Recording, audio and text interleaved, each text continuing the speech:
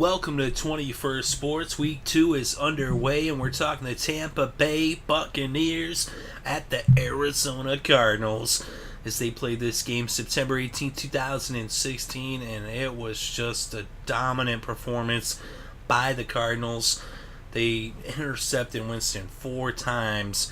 There was no score in the first, but in the second quarter, the Cardinals put up 24 as they continued to blank the Bucs in the first half.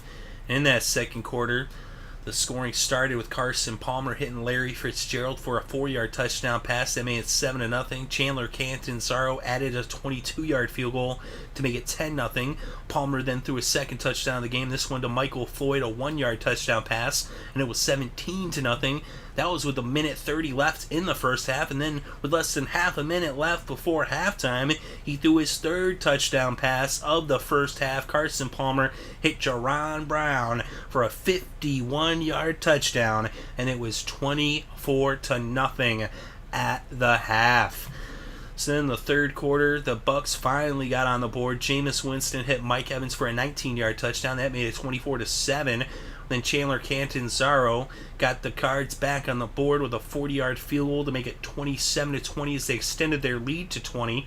Then a 60-yard interception ran back for the touchdown. The pick six by Marcus Cooper, a 60-yard interception return for Coop, who was just picked up by the Cards about 2 weeks ago. A little over 2 weeks ago, they picked him up, and that was a nice addition as he right there put 6 points on the board to make it 33-7.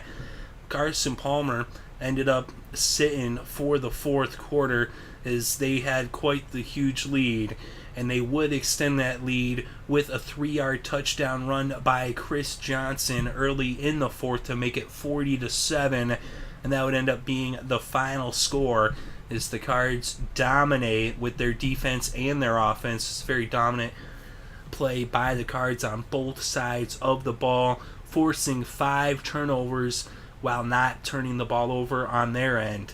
So 5-0 in the turnovers as the Cards picking off Winston 4 times.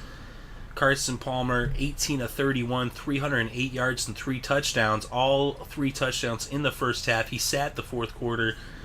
Then on the ground, Chris Johnson, 16 carries, 54 yards and a touchdown. Dave Johnson, 12 carries, 45 yards. And then with the receiving, Dave Johnson was actually the leading receiver for the Cards. The running back had 3 receptions for 98 yards. So that gave him 143 total yards on the day for Dave Johnson. Larry Fitzgerald, 6 receptions, 81 yards and a touchdown. And Jaron Brown, 2 catches, 78 yards and a touchdown. Of course, that 51-yard touchdown in the last half of minute of the first half. And Floyd had a touchdown as well with 2 catches for 8 yards. And then we look at the Bucs. Winston, they asked him to do too much, especially against this Card defense. I mean, you cannot ask a quarterback to throw the ball 52 times against the Arizona Cardinals and expect to win. That's what they asked Winston to do. 27 for 52, 243 passing yards, 1 touchdown, 4 interceptions. Like I said, though, you throw the ball 52 times against this Card defense, yeah, you're going to throw 4 interceptions. So don't go blaming Winston. A lot of that has to do with the play calling and the coaching. You got to run the rock. That's the thing, is teams are forgetting about what is football. They got to get back to traditional football. It's won and lost in the trenches. It's not about the flash and the pass. And the flash and the past is going to become a flash from the past. The old school will become new again. That's how this game goes. And if you want to win, you got to have it in the trenches. You got to have an offensive line. You got to run the rock. You got to get some production and protection. But anyway, so, I mean, the leading rusher, Rodgers, just 2 carries for 29 yards. And Evans had 6 catches for 70 yards and a touchdown. Humphrey, 6 catches for 67 yards. Look at the defense. Cooper with those 2 picks, one of which he ran back for the pick 6. Peterson also had an interception, and Swearinger had the 4th. Well, not in that order, but he also had an interception to make it 4 overall together for that defense. Golden and Jones both had sacks for the Cards, and Spence had a sack for the Bucs. The Bucs actually had more first downs with 21-20, surprisingly enough. But on third down, just 38%, 5 of 13. And for the Cards, 6 of 14 on third down, 42%.